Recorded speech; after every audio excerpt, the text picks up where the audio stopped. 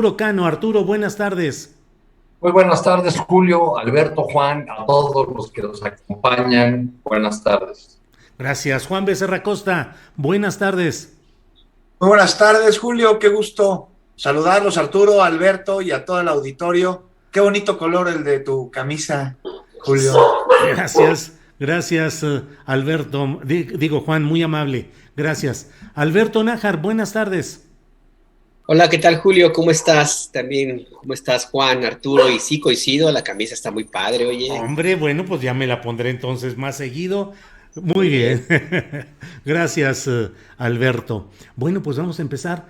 Juan Becerra Costa, ¿qué te parece no solo la detención de Luis Cárdenas Palomino, es decir, también eso, pero además el largo silencio de Felipe Calderón, que ha sido convocado en las redes sociales con una intensidad absoluta a que fije una postura respecto a quien fue uno de los personajes centrales de su política en materia de seguridad pública, de policía y de todo este serie de involucramientos que han tenido? ¿Cómo ves el tema, Juan? Pues vamos por partes, Sí, querido señor. Julio. 2 días, no poco más ya, de un silencio calderonista, después de que, como bien dices, aprendieran a Cárdenas Palomino, ¿no? Aquel policía al que no solo condecoró, sino que colocó en posiciones estratégicas, y un silencio contundente y un silencio que dice muchísimo, el de Calderón, que causó ruido por parte de la sociedad exigiéndole un posicionamiento a él, ¿no? A quien no escatima sus comentarios, hasta que es aludido, directa o indirectamente, como en esta ocasión. Y pues no sé, Julio, un silencio, el de Calderón, que románticamente parecería responder al derecho de permanecer callado, porque todo lo que diga podrá y será usado en su contra. Y hoy, finalmente, hace ratito, que un par de horas más o menos, Sí, mandó un mensaje críptico, ¿no? sí, sí, sí. Embustes, y como dice, Sí. embustes y cuentos, de Ajá, uno nacen cientos. Y ajá. todavía le pone ahí, entre paréntesis, refrán antiguo cada vez más válido en nuestros días. Bueno, yo le respondo, ¿no? El mentiroso es poco memorioso. También refrán antiguo, cada vez más válido en el discurso de Felipe Calderón. Pero a ver, aquí, ¿qué estamos viendo? ¿Falta de memoria o exceso de cinismo? Porque yo creo que se trata de la segunda, ¿no? Un cinismo que es resultado de la normalización de una impunidad que parece que no entiende él ni muchos, que se está acabando. Por ello tampoco entienden la consulta popular del próximo 1 de agosto, por ejemplo. Y cómo entenderlo, ¿no? ¿Cómo entenderlo, Calderón, si les digo que tiene a la trampa, a la corrupción, a la gandalle normalizados? Por lo tanto, los autojustifica. Y por eso, desde su rendición de protesta, todas sus acciones están marcadas por el cuestionamiento, están señaladas de ser ilegítimas, y por eso, y sin tener una estrategia, emprendió un combate al crimen organizado cuyo saldo es el de miles de muertos, de miles de desaparecidos, de miles de desplazados, un combate cuyos estragos se siguen sufriendo el día de hoy. Ahora, por otra parte, habremos de ver qué sigue, ¿no? Primero, con Cárdenas Palomino, que también como su jefe, pues ahí decidió callar, ¿no? A ver si en su próxima audiencia decide aventarse un refrán también. Ujú. Y muy importante, Julio, que se le investigue más allá del delito de tortura, Claro. porque está empapado en el lodo del crimen organizado operado desde el entonces gobierno. Y aquí no hay que olvidar que todos los caminos del crimen y de la corrupción entre 2006 y 2012 conducen directito a Felipe Calderón. Ujú. Y no en un acto de revanchismo ni de desquite, sino de justicia, pues debe permitirse avanzar para que este presidente, que en su intento de legitimizarse manchó nuestro territorio nacional de sangre con sus manos, ¿no? Sí. Ya que Felipe Calderón se toma a broma refranera el que sus alfiles estén cayendo, pues deberá de tener muy en cuenta que justo es que pierda lo suyo quien robó lo tuyo. Y Ujú. Felipe Calderón le robó a todos los mexicanos la concordia, Julio. Gracias, Juan Becerra Costa. Arturo Cano, ¿qué opinas sobre estos dos temas? La detención en sí de Cárdenas Palomino y el ruidoso silencio de Felipe Calderón. Bueno, la aprehensión de Cárdenas Palomino era una cuestión de tiempo. Recordemos que la investigación por la que se le aprende no arrancó aquí, sino por el señalamiento del también ya encarcelado y anterior jefe de Cárdenas Palomino, García Luna, en Estados Unidos. Uh-huh. Revisando los recuentos que han hecho varios colegas en los medios sobre la trayectoria de Cárdenas Palomino y sus casos más sonados, pues lo que estamos frente a una galería del horror, ¿no? De ver todos los casos de torturas y de abusos en los que estuvo involucrado. Creo que una de las muchas lecturas, además del silencio ensordecedor de Felipe Calderón, que nos ofrece este nuevo episodio, con la captura del otrora superpolicía, es que la narrativa de la oposición en estos días, que es la narrativa de presentar a Morena como un narcopartido, como una fuerza política beneficiada por relaciones o por conveniencia, por los grupos de delincuencia organizada que habrían actuado a su favor en algunas entidades, en algunos territorios, esa narrativa con la presión de Cárdenas Palomino pues sufre un golpe muy duro, porque evidentemente donde están, digamos, esos vínculos, esas sospechas gravísimas es en la historia de García Luna y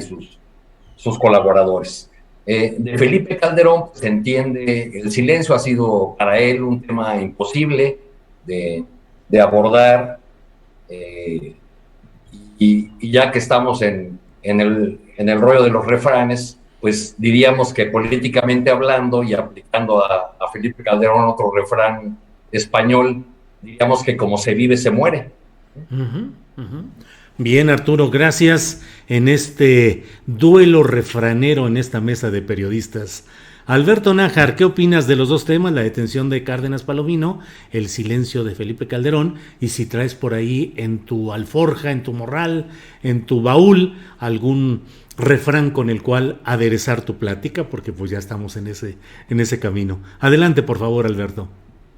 Pues mira, yo no tengo un refrán como tal, pero sí una definición sobre el actuar de Felipe Calderón ahora mismo en estas horas en las cuales guardó un silencio, que no es la primera vez que lo hace, cuando ha habido temas complicados que tengan que ver con su pésima actuación en el gobierno que encabezó de una forma ilegítima, pues lo ha hecho también, ha guardado silencio. También se quedó calladito cuando García Luna fue detenido. Recuerdan ustedes, tardó un rato en dar señales de vida. Ahora también se tardó algunas horas y de hecho en Twitter se inventó la etiqueta para definirlo como Felipe Calladón, ¿no? Ya no tanto Felipe Calderón. Y déjame decir que esa la inventé y la propuse yo. Ah, perfecto. Mira, no sabía, qué bien, qué bien. Qué honor estar con el autor de esta definición. No, hombre, no son. Adelante, Alberto. Y a mí no me llamó mucho la atención porque es un rasgo de la personalidad de este personaje. Y no lo digo yo, lo dijo en 1998 el que se le consideraba su maestro en la política de Felipe Calderón, el que de hecho lo apadrinó, lo acompañó desde los inicios como líder juvenil y lo llevó a la presidencia del Partido Acción Nacional. En 1998, Carlos Castillo Peraza escribió una carta que se hizo pública. Sí. La encontré por casualidad ayer que rebuscaba algunos libros y la citó don Julio Scherer García en su libro Calderón de cuerpo entero. Y me pareció muy adecuado esta definición que hizo Castillo Peraza de Felipe Calderón. Él dijo palabras más, palabras menos después de una carta en la cual le reprochaba la actuación del presidente del Partido Acción Nacional al frente del organismo político. Lo definió a Felipe Calderón como una persona inescrupulosa, mezquina, desleal a principios y a personas. Y bueno, pues lo que vemos ahora simple y sencillamente es una deslealtad de Felipe Calderón hacia quien él mismo consideró como el super policía, al que le entregó distinciones, le encomendó tareas fundamentales en la tarea en seguridad pública al lado de Genaro García Luna. Así es que a mí no me sorprende que ahora Felipe Calderón voltea hacia otro lado, haciendo como que no existe una responsabilidad de él mismo al haber encumbrado a un personaje tan oscuro que, al igual que como sucede con Genaro García Luna, a mí se me antoja muy difícil que una persona que con esas características de tener la mecha muy corta, de tener un control de lo que ocurría alrededor, mientras podía, por supuesto, físicamente hablando, y que no se hubiera dado cuenta de lo que ocurría con uno de sus colaboradores más cercanos, como Genaro García Luna y Luis Cárdenas Palomino. Así es que, pues nada, a mí me parece que esta definición lo pinta el cuerpo entero y define el momento en el cual ahora mismo, se encuentra en Twitter después del silencio, y la respuesta que da con este dicho medio raro. Por lo demás, a mí la captura de Luis Cárdenas Palomino me parece que está en un riesgo importante de que se pueda convertir en una repetición de lo que sucedió con Emilio Lozoya. Y lo digo porque la petición para que fuera aprehendido Luis Cárdenas Palomino, que se hizo ante un juez, ocurrió en septiembre de 2020. Sí. Tardaron casi un año en ejecutar esta orden de aprehensión, y lo hacen pues en la zona conurbada de Ciudad de México, sí, casi aquí en la afuerita a unos par de kilómetros, ¿cuántos kilómetros de la Fiscalía General de la República? Cuando todo el mundo sabía que ahí, bueno, muchos pues en los círculos policíacos sabían que ahí se encontraba, que le gustaba dar paseos en autos de lujo, sí, y darse una vida de potentado con los recursos que quién sabe cómo obtuvo. Y además, ojo, que cuando se dio esta petición de orden de aprehensión, él siguió trabajando con Ricardo Salinas Pliego. O sea, un personaje más o menos público, asequible a una unidad de la policía de investigación que lo pudo haber detenido en cualquier momento. Así es que nada más por este hecho a mí me hace pensar que hay muchas posibilidades de que esta captura se quede nada más en un tema mediático y que no progrese más allá de lo que pueda ocurrir de lo que tenemos hasta ahora. Y lo digo porque la Fiscalía de Hertz Manero camina despacito. Y quién sabe si esta lentitud pueda rendir frutos, por lo menos en el corto plazo, Julio. Gracias, Alberto Nájar. Tenemos muchos temas interesantes este día, así es que vamos avanzando, vamos despachándolos. Juan Becerra Costa, ¿qué opinas del nuevo episodio del ¿Quién es quién? En las mentiras de la semana, en su segunda emisión ya hoy en la conferencia mañanera del presidente López Obrador? Por favor, Juan. Pues Julio, me parece que se dio derecho a réplica ahí, ¿no? Y que además aprovechó Ana Elizabeth García Vilchis para reclamarle su machismo a López Obrador, ¿no? Al solicitar el derecho de réplica a Jesús Ramírez Cuevas, sino a ella, ¿no? Quien finalmente fue quien lo dijo. Pero bueno, más allá de lo que todos sabemos, que se desmintió que el presidente pasara frente a lo que se sugirió que era un sicario armado, tratándose de un policía comunitario, que se desmintió lo de Fonatur, también una nota que sostiene sin pruebas, ¿no? Que desde Palacio Nacional se amedrenta a los críticos del proyecto. Está también lo del estudio del INE, en el que se publicó mucho más sobre notas negativas contra Morena y que fue benevolente con la oposición.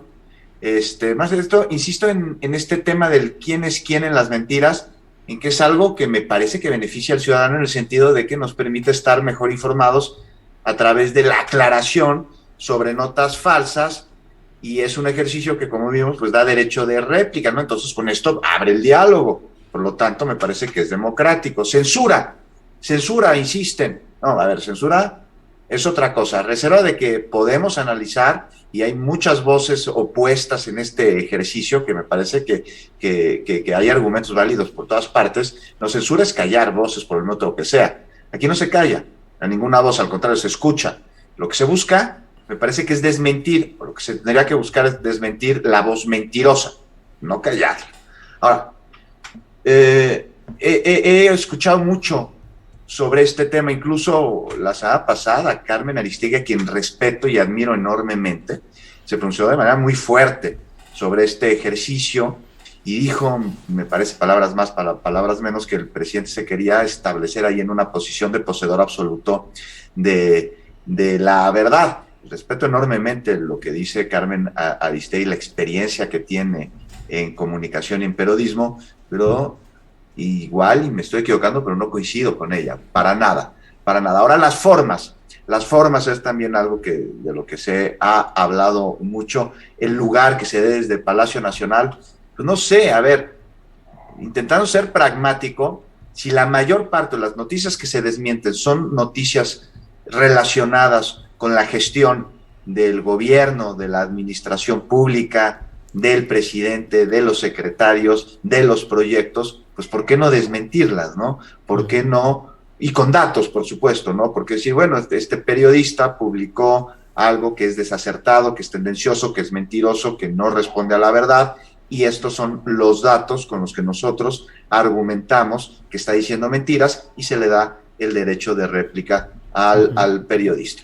Otro tema, Elizabeth, ¿no? Me parece que sí tendría, para que este ejercicio de comunicación sea aún más efectivo, pues que disfrutar un poquito más su labor, que hay que decirlo, resulta pues muy disfrutable estar desmintiendo noticias falsas desde esta plataforma, desde la mañanera del presidente de la República en Palacio Nacional, y Elizabeth tiene todo para hacerlo. No es que se relaje, que le baje un poquito el nerviosismo, ¿no? Totalmente lógico ante el compromiso del lugar en el que está, la importancia de su labor y la audiencia a la que llega. Y sobre todo, pues para no darle herramientas a que se tergiverse el discurso, a que se distraiga el sentido de estar desmintiendo las noticias y que la discusión vaya con que si la periodista que lo está haciendo se pone nerviosa o trastabilla, que me parece que es absolutamente irrelevante, pero bueno, no estaría de más que disfrute un poquito más de esta gran labor. Claro. También tenemos el tema del Washington Post, que no sé si le leyeron la nota que publicó ahí en este medio Ignacio Rodríguez Reina. Le estoy leyendo y me parece muy simbólica de todo o mucho de lo que se está diciendo sobre este ejercicio. Ahí dice que el presidente toma un espíritu triunfal a sus ejercicios inquisidores en contra de comunicadores, de periodistas, que en lo individual pues no le son afines o que cuestionan con o sin razón su ejercicio de gobierno. ¡A chihuahuas! Aquí hay que señalar que sin razón sale sobrando, ¿no? Porque pues lo que se está haciendo es desmentir falsedades. Entonces, ¿dónde está lo de sin razón? Y luego publicó que si coloca estrellas de la vida en periodistas el presidente, ¿no? En periodistas que son incómodos. Y aquí es donde se pierde el nivel de debate, ¿no? Caray, un poquito de comprensión de la historia. Es absurdo, desproporcionado el término de estrella de David. Y bueno, ya para terminar, Julio, pues por supuesto que a muchos no les gusta este ejercicio, ¿no? Principalmente a quienes son aludidos, aunque también a otros que no. Se respeta, aunque no se comparte la postura. Nada más, pues recomiendo dejar de ver al quién es quién en las mentiras como si fuera un tribunal, porque no lo es. Y tener en cuenta que una cosa es defender el derecho a la libertad de prensa, que me parece que en este ejercicio no se vulnera, y otra cosa es criticar a un diálogo que busca llegar a la verdad, porque entonces estaría siendo cómplice de la mentira. Claro. Juan, pues muchas gracias. Arturo Cano, sobre este mismo tema del quién es quién en las mentiras de la semana, este ejercicio realizado desde la conferencia mañanera de prensa y te pediría, Arturo, si además nos agregas algún comentario sobre cómo los destinatarios de estos desmentidos pues están ya levantando el estandarte de la prensa independiente ofendida, lastimada, perseguida, y cómo pueden convocar o están convocando a expresiones de organismos internacionales que defiendan supuestamente estos ejercicios informativos. Por favor, Arturo. Sí, bueno, en primer lugar creo que al ejercicio le hace falta todavía ser afinado, ser mejorado por parte de la Oficina de Comunicación de la Presidencia. Hay algunos, otra manera de verlo sería que hay temas o asuntos que deberían responder las dependencias involucradas, como el caso de Fonatur, que creo que ya había habido una respuesta del lado de Fonatur, pero tiene que ver con el Esto tiene que ver con el estilo del presidente, que tiende mucho a centralizar todos los asuntos que considera importantes, independientemente de a cuál área de su administración correspondan. Creo que gracias a este ejercicio del quién es quién y a la aparición del tema de los presidenciables en la mañanera, el presidente ha logrado, por así decirlo, despresurizar otros asuntos y que el debate público, la conversación pública se centre en estos temas. Respecto de las respuestas de algunos de los personajes aludidos en la mañanera, pues yo diría que conociendo la trayectoria de algunos de ellos, pues resulta difícil aceptar los términos de prensa independiente, aunque tampoco me parece que el precioso tiempo de la mañanera deba emplearse, además semana tras semana, para responder un tuit. Bien, gracias Arturo. Por favor, tu punto de vista sobre estos temas, Alberto Nájar, y pues esa pregunta de si acaso se termina dándole estandarte y armas políticas a los ahí criticados para tratar de ostentarse como mártires del periodismo nacional. Por favor, Alberto Nájar. Es una de las paradojas que hemos conversado en esta mesa, Julio. Cómo, a pesar de que el presidente López Obrador insiste en que los medios tradicionales y los columnistas ya no tienen peso, porque lo importante es que existen las benditas redes sociales y que la gente se informa a través de las mañaneras, entre otras cosas, y que la gente ya, el pueblo no es tonto y que ya no cree las mentiras y la propaganda que tanto reclama el presidente, pues la paradoja es que con mucha frecuencia se dedica a hablar de estos personajes que supuestamente, o según su óptica, pues no tienen peso, y nada más con ello lo único que hace es engordarles ahora sí que el cochinito, engordarles el costal o como se le llame, y presentarlos pues como adversarios, no sé si de su nivel, pero por lo menos sí mencionarlos como alguien a quien el presidente de la República le importan, pues. Entonces, en alguna ocasión decíamos que sería conveniente, o tal vez en algún momento, medios como Reforma o algunos columnistas van a tener que darle un pago por regalías al presidente por estarles haciendo publicidad. Más allá de eso, a mí me parece que el ejercicio, yo tengo toda de la sección de quién es quién en las mentiras de los medios, yo tengo todavía mis dudas de si la tribuna, que es la conferencia de prensa del presidente de México, es la más adecuada para un ejercicio de esta naturaleza, porque me parece que debería destinarse o hacerse en otros espacios con más elementos, con inclusive más teoría, si se puede utilizar el término, porque lo que se ha visto hasta ahora es nada más una mención muy similar a la que se hace todos los días en otros espacios.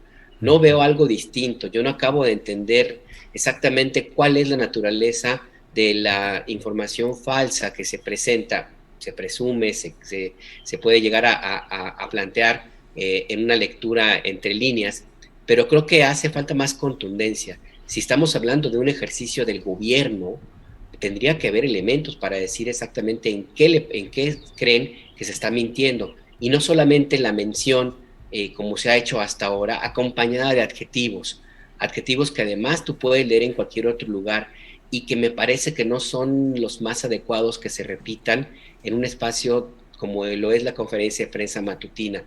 Yo creo que este ejercicio, si lo va a mantener el presidente, debería cuidarlo más. Debería por lo menos hacerse un afán importante para sacarlo lo más posible del debate politiquero. Y sí, efectivamente, no dar elementos para este tipo de conversaciones, porque al final del día siempre existe la posibilidad de que termine todo en algo que no sirva más allá de un intercambio de opiniones. Como dice Arturo, ¿por qué dedicar tanto tiempo a desmentir un tuit? Yo diría que ¿por qué dedicar tanto tiempo en hacer este tipo de ejercicios sin acompañarlos de algo que vaya caminando en la misma ruta? Y esto significa, yo lo entiendo, como que hay información, porque como periodista es muy complicado encontrar de pronto en algunas dependencias del gobierno federal respuesta a tus peticiones de información. No he visto en algunos espacios un cambio con otros gobiernos, honestamente. Quizá porque muchos de los que están en espacios de comunicación son los mismos de antes, pero tendría que haber una revisión en este lado, que el gobierno sea todavía más transparente, más expedito en la entrega de información y no solo en las mañaneras, y tendría que haber también una revisión de un compromiso inicial en el área de comunicación, insisto, que es el quitar esa arbitrariedad que existe en la asignación de los recursos públicos destinados a la publicidad oficial, que me parece que eso también sigue estando ausente en la discusión. Por lo demás, yo no veo adecuado que este ejercicio, que insisto, si lo van a mantener, siga en esta misma línea, porque con adjetivos, nada más con adjetivos y señalamientos no resuelves un problema fundamental, que es esta actuación de muchos medios de comunicación tradicionales que parece que perdieron el rumbo, pero con este tipo de ejercicios, insisto, los están encaminando a que sigan en esa ruta. Gracias, Alberto Nájar. Iría con Juan Becerra Costa para hablar sobre el planteamiento de los partidos opositores a Morena que plantean anular elecciones de gobernador en 4 estados. Pero antes de ello los convoco a un pequeño ejercicio, casi diría de contribución o de aportación a este peculiar escenario de los tapados o los destapados. Curiosamente, el presidente de la República pues no sé si cerrado, pero cuando menos ha dejado en 6 nombres los aspirantes dentro del movimiento que él encabeza, la llamada Cuarta Transformación, dejando fuera a Ricardo Monreal. Pero el que quiera tocar este tema ahorita en lo inmediato, tome la palabra. ¿Qué otro personaje proponen o sugieren que podría estar en una baraja de aspirantes de Morena o de otros partidos? Es decir, ya que el presidente abre el juego de plantear abiertamente nombres y posibilidades, ¿quién les parece que podría ser otra carta, otro personaje o eventualmente hasta el tapado de a de veras? El que quiera entrarle. No, pues Julio, no nos estamos adelantando un poquito, además no estamos remitiéndonos a épocas y mañas y costumbres que se buscan erradicar con esto del tapado. Julio, te podría decir de otros partidos políticos, más allá de los de Morena, no sé, no me extrañaría que Movimiento Ciudadano postulara a Alfaro, en una de esas hasta al mi rey de Nuevo León, pero mira, no sé, como dice ahora el lugar común, una lista de presidenciables, no sé, Rick, me suena falso, sin que con ello diga que dentro de esta lista no estén varios que podrían contender por alcanzar la candidatura de Morena en 2024. Dices, ¿a quién más pondrías? ¿Quién puede ser ahí un tapado? Pues hay varios nombres, pero también hay mucho tiempo para poder señalarlos, para poder discutirlos. Mira, de entrada me extrañaría que la jefa de gobierno de la Ciudad de México, que la doctora Sheinbaum, o que el secretario de Relaciones Exteriores, Marcelo Ebrard, no contendieran en su momento. Juan Ramón de la Fuente ha dicho en varias ocasiones que no es de su interés. Estuvo en Moctezuma, estoy seguro que ese güey sí levanta la mano rapidísimo, encantado. Extraña esa inclusión de Esteban Moctezuma, ¿no? Sí, pues no me parece que tenga el perfil ni los méritos, Julio. Tatiana Cloutier, pues me parece que habremos de ver primero cómo avanza su gestión en la... ¿No les parece que ya el presidente está un poco bromeando? Es justo a donde voy. A ver, ¿quién más? Rocío Nale, que me parece es una excelente funcionaria, no sé, no creo que tenga la fuerza política para convertirse en candidata, pero todo esto es especulativo, irrelevante. Y además hablar de ello así me remite, como te decía, Julio, a la época del dedazo, y no sé si lo que ha sugerido el presidente o lo que se ha interpretado como dice Arturo, sea justo una broma más, un buscapiés, ¿no? Porque, pues no, y ahí está el que ni Santiago Nieto ni Monreal han sido preungidos, ¿no? ¿Cómo se interpreta? ¿Los están sacando de la jugada o más bien los guardan para no quemarlos, para distraer? No sé, Julio, falta mucho. Y no me refiero al paso de los días, sino de los hechos. O sea, falta mucho por hacer en los próximos años. Vienen iniciativas legislativas, batallas legislativas, batallas legales. Vienen más consultas, Julio. Y viene también eso que no se puede prever. En vez de andar buscando tapados, me parece que lo que hay que buscar es acuerdos para que quien sea la próxima candidata o candidato tenga una base sólida para darle continuidad a un proceso de transformación que va a llevar mucho tiempo en consolidarse, porque no es una transformación política ya, es una transformación cultural. Y el tapado y el dedazo es una cultura que se busca erradicar. Se busca erradicar, aunque el presidente estuviera bromeando, dando a conocer 6 nombres que aparentemente restringen la baraja solo a eso. Arturo, pues ya lo Alberto. conoces, puede ser una broma, puede ser un buscapiés, no sé, falta muchísimo tiempo. Es inevitable, Juan, Julio, Alberto, que recordar la pasarela de Miguel de la Madrid. O sea, no es la primera vez que hay una baraja de tantos nombres puestos en la opinión pública sobre las posibilidades, ¿no?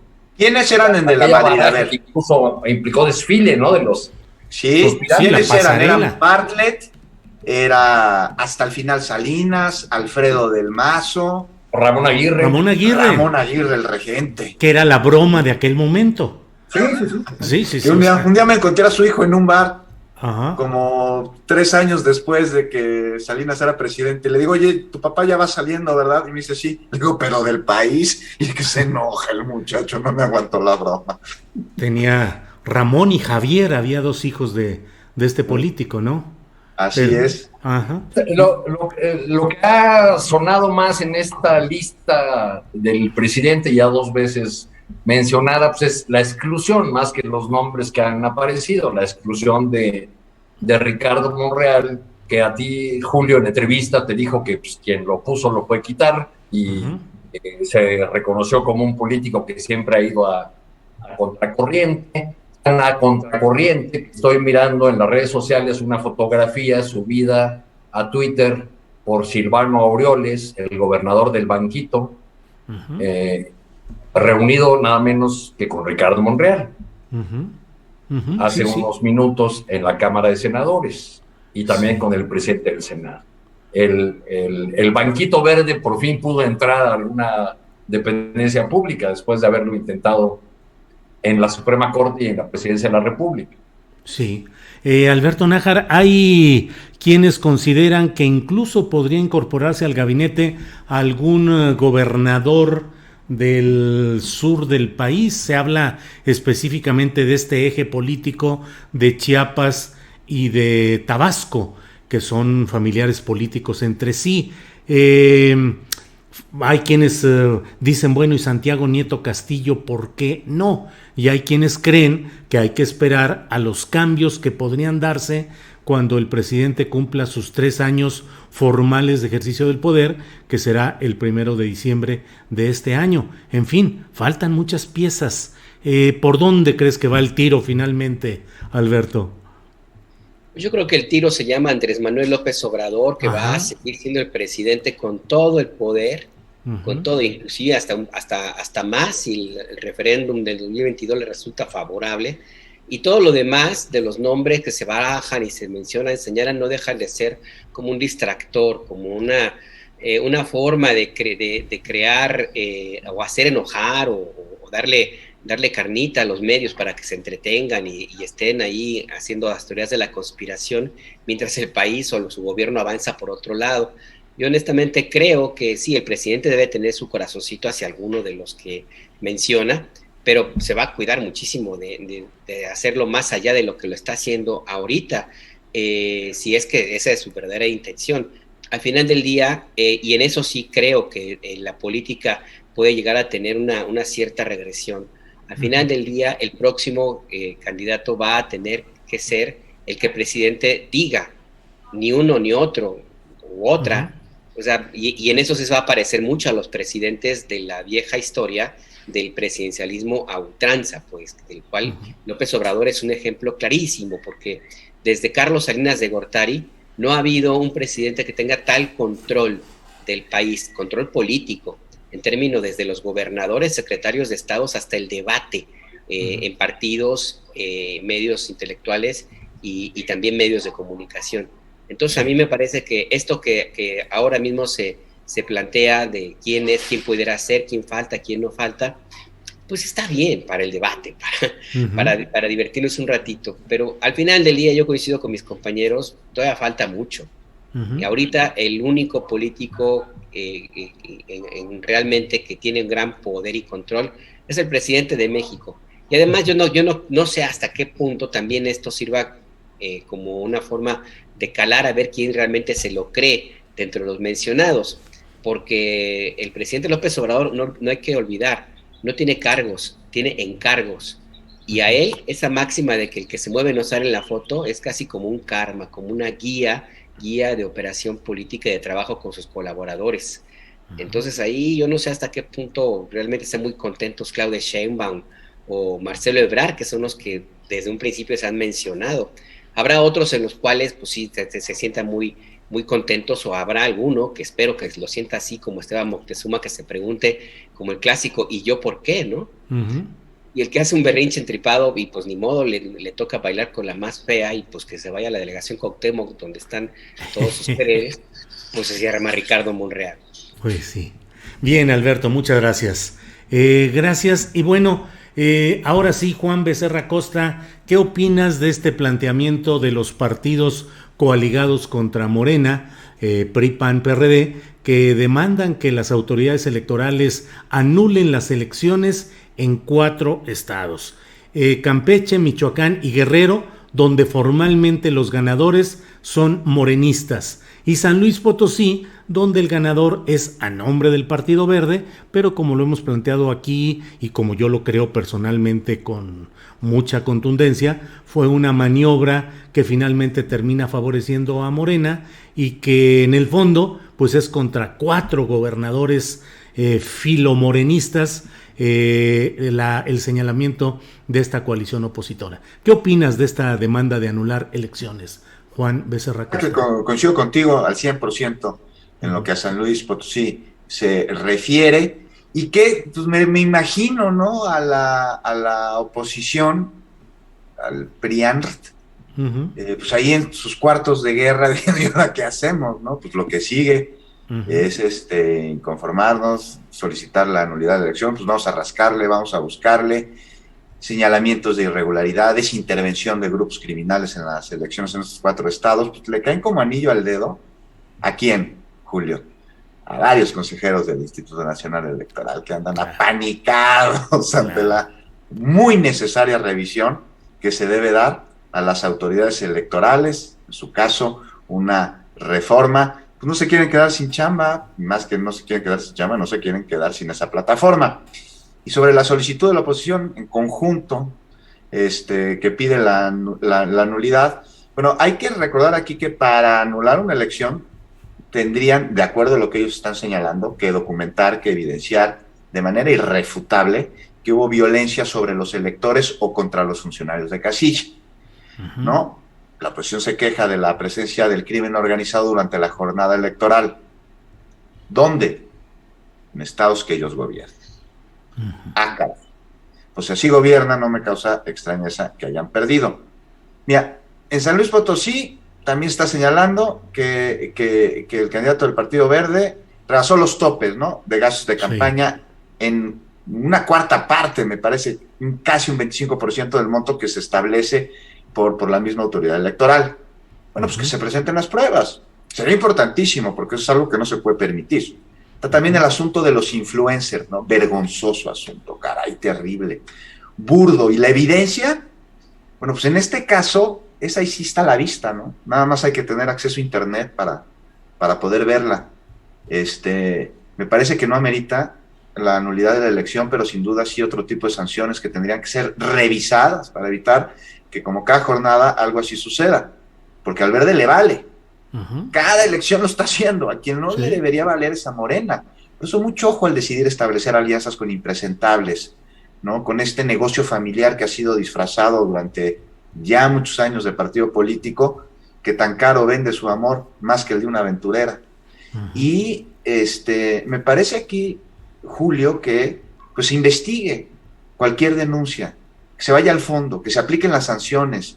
Si son leves estas sanciones, que se discuta el aumentarlas, porque cualquier artimaña es un atentado en contra de la democracia. Ahora, pues hay que ver qué evidencia tiene la oposición que está solicitando la nulidad de las elecciones por interferencia del crimen organizado durante el día de la jornada, pues a ver qué presenta, ¿no? Que la lleven, que la traigan, que lo digan, y revisar este problema de profundidad y que las investigaciones lleguen hasta sus últimas consecuencias, porque hay que ver estos grupos criminales con quiénes han operado, quién les ha permitido operar en los estados, con quiénes han establecido alianzas. Pues me parece que muchos de los gobernadores cuyos partidos perdieron estos estados tienen señalamientos claros de relaciones con grupos criminales. Gracias, Juan. Arturo Cano, ayer en otra mesa de periodistas en este mismo programa, Arnoldo Cuellar nos decía que estos señalamientos de PAN, PRI y PRD, hablando de irregularidades graves en 4 elecciones, pues era la crítica más dura que hasta ahora se había hecho contra la operación electoral del INE y de los órganos locales electorales en los estados, cuando en otras ocasiones estos mismos partidos celebraban y decían que había una gran eficacia del poder electoral para organizar elecciones adecuadas. ¿Qué opinas de todo este tema? Por favor. Estoy de acuerdo con Arnoldo, Julio. La oposición tricéfala está poniendo en duda lo que Lorenzo Córdoba festeja y celebra con bombo y platillo. Que la elección fue una maravilla y que el INE, así lo dijo, que el INE cumplió con legalidad e imparcialidad. Entonces, la gran paradoja de los opositores es que a quien primero cuestionan al presentar estos recursos, pues es a la autoridad electoral, a la responsable de organizar los comicios y justo de garantizar la imparcialidad y la legalidad. Entonces, si lo leemos con esa perspectiva, las probabilidades de que avancen estas impugnaciones pues, son realmente pobres.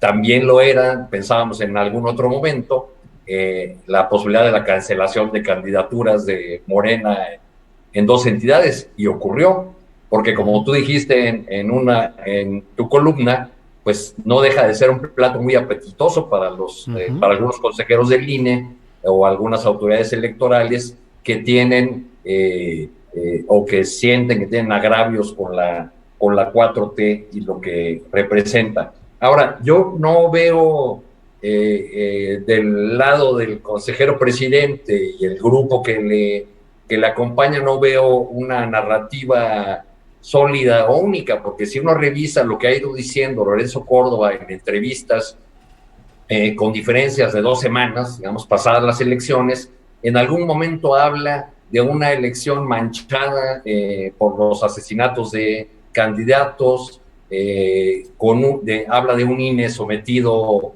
como nunca a presión de los poderes, no solamente del poder político federal, y después en otras habla de que se cumplió cabalmente y que a pesar de todos los obstáculos tuvimos una elección que el país entero debe agradecerle al Instituto Nacional Electoral. Entonces, me parece que lo que podemos inferir es que seguirá la narrativa de que hay un acoso desde el poder presidencial en contra del INE,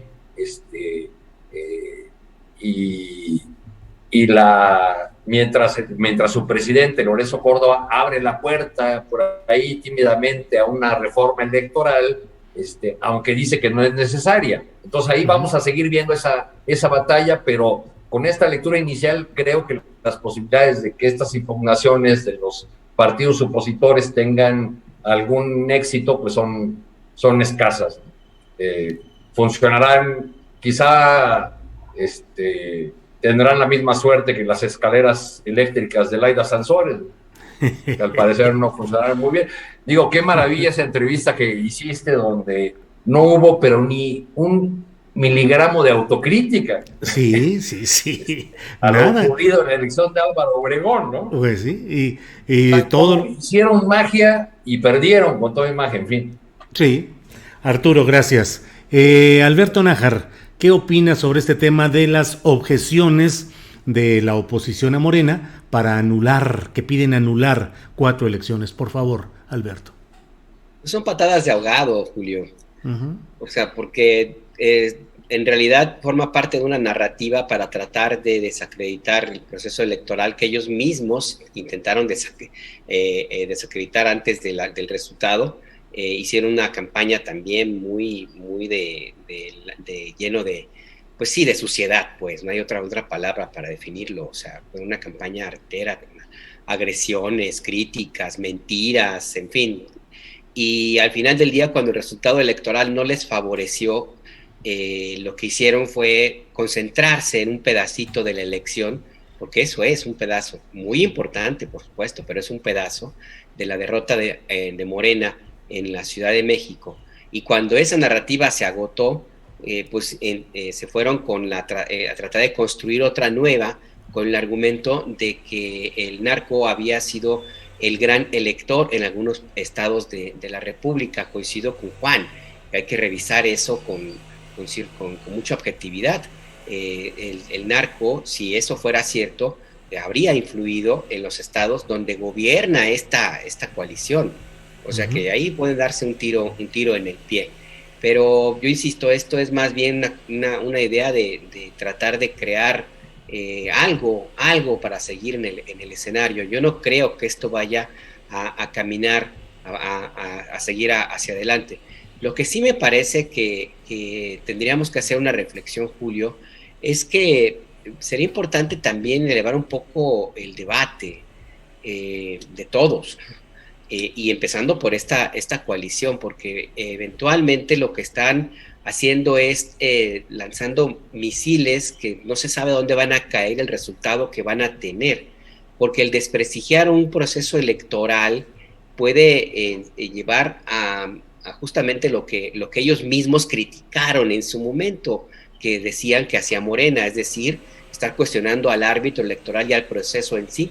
Pues es lo que están haciendo ahorita al momento de decir que el INE fue incapaz de controlar una supuesta influencia de la delincuencia organizada. El resultado puede ser muy contraproducente. Yo no sé si si realmente les importe, pero bueno, pues allá cada quien. Al final del día, pues esto no creo que progrese. La próxima semana habrá otro escándalo y tendrán que sacar otra narrativa, y seguramente el mes que viene habrá otra, y el año que viene otra. Así hemos estado los últimos años, Julio, y al final, insisto, de la jornada, los índices de popularidad presidencial siguen casi igual, yo diría que incluso superiores a los que tuvo el año pasado, cuando nos arreció la campaña de desprestigio por la pandemia de la COVID-19 en su punto más alto, Julio. Gracias, Alberto Nájar. Hay un tema, Juan Becerra Costa, que aparentemente pues es más propio del análisis económico, que es esta decisión del gobierno de la República de anunciar que se va a crear una empresa llamada Gas Bienestar para garantizar precios justos en el abasto del gas para uso doméstico. Y digo que es un asunto que se puede ver desde el punto de vista económico, pero aquí planteo, Juan Becerra Costa, ¿qué tanto un gobierno popular como es el del presidente López Obrador debe ir ahondando en este tipo de medidas, o qué tanto esto puede, es decir, ahondar en el sentido pues de atender la necesidad social creciente, pues de contar con precios justos, con buena atención en muchos servicios que, como el del gas, sabemos que no solo son precios muy elevados, sino servicio deficiente, maltrato a los usuarios, en fin. Pero aquí el punto es qué tanto ahondar en eso y qué tanto el riesgo de que sus adversarios, no solo nacionales sino internacionales, crean encontrar en estas medidas un estatismo desbordado que limite el libre mercado. ¿Qué opinas, Juan? No, pues si creen eso es que no vieron lo que dijo el presidente, que no lo escucharon, porque no se va a estatizar. O sea, se va a responder a una necesidad en varios sentidos que, que se deriva de la afectación de estos precios injustificadamente caros del gas, pero no se va a impedir que empresas privadas sigan distribuyendo el producto, que sigan distribuyendo los cilindros de gas. Lo que podría suceder es que se ponga un precio tope al litro de gas, cosa que sería maravillosa, pero bueno, pues no se va a estatizar, no se van a expropiar las empresas, no se les va a impedir que sigan llevando a cabo su negocio, sino que entra en funciones una nueva empresa, llamarla de esta manera, con precios bajos, que va a crear competitividad por un lado, pero por otro lado va a responder a un problema social, como bien menciona. Se puede ver como un tema económico, pero es social por la implicación que tiene el consumo, el precio y la necesidad del gas LP en la ciudadanía. Y no hay duda, Julio, el precio del gas es asunto que causa angustia en todos, ¿no? O sea, ver llegar al camión con los cilindros nos lleva a un estado de ansiedad de tener que desembolsar una lana que no responde a precios justos, pero que la tenemos que desembolsar porque de eso depende que cocinemos, que nos bañemos, una serie de cosas que son absolutamente necesarias. Y 5, empresas grandes, todas ellas son las que distribuyen casi la mitad del gas LP en el país. Y estas empresas, está documentado, tienen márgenes de ganancias amplísimos, ¿no? Y el 76% de las familias, pues cómo no, de México consumen gas LP, ¿cómo no van a tener estas ganancias? Y estos precios elevados, pues afectan enormemente no solo a los hogares más pobres, Julio, a ellos principalmente, a ellos con mayor gravedad, pero afecta a todos los hogares. Entonces tienes estos distribuidores que ahí se mantienen sus precios altísimos, sus elevados márgenes de ganancia, y no reflejan con la misma velocidad la baja en los precios internacionales del combustible, por lo que incluso se ha sugerido que se dé como en el precio de las gasolinas, un quién es quién en los precios del gas LP, y es que sí se pasan de gandallas los distribuidores. O sea, cuando el precio del gas aumenta, las cotizaciones de las importaciones, pues ahí está, ¿no? Sube el precio. Pero cuando disminuye el precio de importación, ¿qué pasa? Esto no se replica, no se refleja en los precios de distribución, menos al consumidor. Ellos siguen vendiendo el gas carísimo a pesar de que el insumo les cuesta mucho menos dinero. Entonces, que no digan que los precios responden a cuestiones internacionales, ¿no? Pues cuando sube, sí, pues ya me justifico, subió el gas, de Estados Unidos me lo mandan, te tengo que subir el precio, pero cuando baja, ellos lo mantienen o lo suben incluso. Y mira, con este proyecto que se va a iniciar aquí en la capital del país, en la Ciudad de México, el del Gas Bienestar, pues ¿qué se busca? Distribuir a precio justo el gas, pero sin que las empresas particulares dejen de participar. Y será interesante, me parece, porque se amplía la oferta al consumidor. Somos nosotros quienes vamos a decidir pues a quién le compramos. Y entonces, pues Gas Bienestar va a enfrentar una enorme cantidad de retos. Ser accesible no solo en precios, sino en alcance de operación, llegar a los puntos, tener la capacidad de surtir a todos. Y aquí te decía, lo más interesante, pues me parece, es entonces establecer precios máximos. Y una vez que esto se haga, verificar que se cumplan, así como también se verifica que las distribuidoras de gasolina vendan litros de a litro, pero que quien diga que es una estatización del gas, pues que se entere bien cómo va a funcionar esta empresa y cuál es el papel que van a jugar las privadas que durante muchísimo tiempo nos han surtido de gas a los mexicanos. Gracias, Juan Becerra Costa. Arturo Cano, fíjate que en el chat hay muchos comentarios acerca de cómo no dan el peso exacto, cómo roban y dicen algunos que siempre es así. Magu Campos dice, además de caro el gas, tanques incompletos, aún en el llenado de tanques estacionarios. Selene Camacho Paquini dice, sí, yo no tengo gas porque está carísimo. Mario Dimas dice, las compañías privadas entre ellas se ponen de acuerdo en los precios. No hay una competencia de bajar los precios de acuerdo a la demanda. Gaby Salazar, es una buena medida. En fin, ¿cómo avanzan este tipo de temas, Arturo Cano? Pues hay un clamor popular, evidentemente, ¿no? Porque todos padecemos con regularidad el hecho de tener que pagar 550 pesos por un tanque de 20 litros. Padecemos también el control territorial que tienen las gaseras, el de tal compañía no te puede vender si vives a 2 cuadras, porque se han dividido los territorios, y entonces este golpe o este anuncio del presidente es un golpe de varias bandas, porque por un lado va en contra de las gaseras, que según el gobierno tienen prácticas monopólicas y ganancias excesivas, va también en contra de otro de los temas favoritos del presidente, de la Comisión Federal de Competencia Económica, que pues entonces no ha hecho su trabajo, si persisten estas prácticas monopólicas, pero también alimenta esta narrativa que a lo largo de décadas se instaló en la mente de muchos mexicanos, que una empresa gubernamental es por definición ineficiente, corrupta, que no va a dar un buen servicio, como si el Telmex privatizado hubiera sido una joya de la eficiencia, ¿verdad?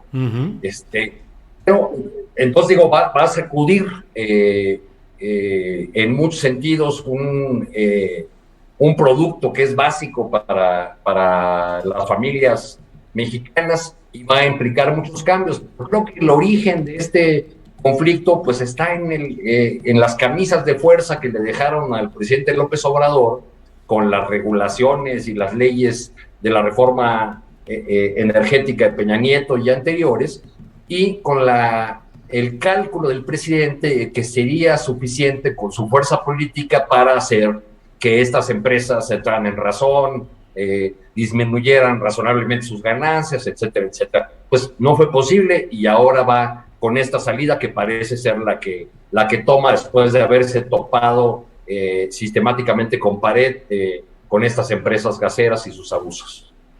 Bien, Arturo, gracias. Pues sobre este mismo tema, Alberto Nájar, que como he dicho, pues parece muy un asunto de análisis económico, pero tiene mucha miga social, mucha relevancia social y también en lo político, lo que son decisiones del Estado mexicano de avanzar en la regulación de temas sensibles para la población como este. Tu opinión, por favor, Alberto. Mira, el discurso de algunos es en el sentido de que la participación de una empresa del Estado en un mercado como el del gas y o cualquier otro altera justamente las condiciones del mercado, es decir, es una competencia desleal, dirían los puristas de la economía de libre mercado. Esto puede ser cierto en Filipinas o puede ser cierto en Corea del Sur, pero en México, donde no existe libre mercado, donde no hay libre competencia, donde lo que hay es un grupo de unos cuantos empresarios que se apoderan del mercado con la complacencia en otros tiempos de la misma autoridad, pues esto no se debería causar tanta alarma. Al final del día lo que yo veo aquí es una medida de tipo económico que tiene su tinte también electoral, porque el presidente, si se dan cuenta, está creando la empresa Gas Bienestar para distribuir cilindros, no para los tanques estacionarios, porque de una u otra forma los cilindros de gas van a un sector de la población más cercano a los electores del presidente López Obrador y más cercano a quienes tienen necesidades más apremiantes y para quienes la variación del precio de este combustible pues sí les pesa. Digo, todos hemos visto cómo de una semana a otra el tanque, el servicio de gas sube de manera desproporcionada y sin ningún control. Y esto, el mensaje que está enviando el presidente de la República es para decir de nuevo, renovar esa tesis de que primero son los pobres y de que si esta decisión puede alterar, hacer enojar a las empresas o alterar de una u otra forma un mercado ya de por sí alterado, pues va a seguir hacia adelante. A mí me parece que sí es un tema económico, hasta dónde va realmente a repercutir ante las grandes cadenas de distribución nacional de gas, lo veo muy complicado porque es un país extensísimo, enorme. Digo, hay compañías que tienen una capacidad de distribución impresionante y que tendría que ser prácticamente todo Pemex para poderle competir a estos grandes consorcios. Por ese lado, me parece que sí es una medida que tiene su tinte político, su tinte electoral, tinte también mediático. En términos efectivos, ¿va a realmente a repercutir de una forma inmediata? No lo sé. Que puede obligar en algunos espacios a que las empresas entiendan que el mensaje es que tienen que meter en cintura, muy posiblemente. Al final del día, yo creo que esta medida pues, va a ser buena, pero qué tan buena, qué tan positiva, qué tanto va a influir, no lo sé, porque sí existe una estructura en esta área demasiado grande. Yo creo que si lo que se quiere es poner un alto a los abusos en términos de la venta del gas, pues tendrían que hacer una operación como la que se hizo con el robo de combustible. El gas Chicol es una actividad pujante que crece muchísimo, el robo de gas y la distribución de ese gas robado en muchísimas ciudades, pues ahí está. Y no ha habido la suficiente atención como la que se tiene contra el robo de combustible. Así es que pues al final del día, Julio, yo creo que es pues, una medida que es buena en el sentido estricto de la teoría. ¿Qué tanto positiva puede resultar para realmente beneficiar a millones y millones de personas? Yo creo que es muy temprano, no tengo una respuesta clara en ese aspecto. Muy bien, Alberto, muchas gracias. Bueno, pues son las 3 de la tarde con 2 minutos y la verdad es que ya le hemos dado la vuelta a los asuntos políticos y hasta económicos más relevantes de estas horas y de esta semana. Así es que, como siempre, el agradecimiento por la participación. Juan Becerra Acosta, gracias. Muchas gracias, Julio, te mando un abrazote. Otro Arturo, otro Alberto y por supuesto pues el agradecimiento a todos los que nos están viendo. Muchas gracias, Juan Becerra Acosta. Arturo Cano, gracias y buenas tardes. Buenas tardes, Julio. Esperemos que muy pronto el senador Monreal nos dé algunas pistas del informe que le entregó al gobernador Aureoles. Sí, ojalá pronto lo tengamos. Gracias, Arturo. Todos. Sí, Alberto Nájar, muchas gracias y buenas tardes. Buenas tardes, Julio. Muchas gracias. Gracias a Juan, gracias a Arturo y a quienes nos acompañaron. Bien.